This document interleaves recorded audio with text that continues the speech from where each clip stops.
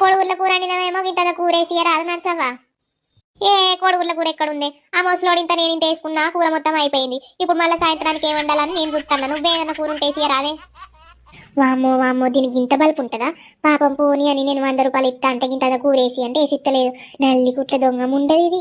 దీనికి పైసలు ఇచ్చుడే పాపం ఉన్నది కానీ పాపం ముసలోని ముఖం చూసి 100 రూపాయలు ఇస్తా అని ఒప్పుకున్నా. ఏందే నోట్ల ఊకేం గులుగుతాన్నవే? ఈ రోజు నాకు చికెన్ తినబుద్ధి అవుతుంది. మా ఆయన పోయి చికెన్ తెమ్మంట, నేను పోతాను ఇక.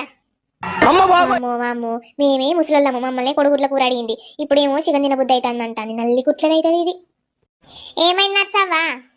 ఏం లేదే, చికెన్ కూర వండినాక గింత అంత వేసియరాదే. నర్సమ్మ నువ్వు భలే ఉన్నావు. ఇంతకు ముందు గింతల కొడుకుల కూర వేసియరాదంటే ఓ లేదు అయిపోయింది అని ఓ బాగా వేషాలు పడ్డావు. ఇప్పుడేమో మాది చికెన్ తెప్పించుకుంటా అంటే గింత చికెన్ కూర వేసియరాదు అని అంటున్నావు. ఎట్లా కనిపిస్తాను నర్సమ్మ నీకు? నాకెట్లా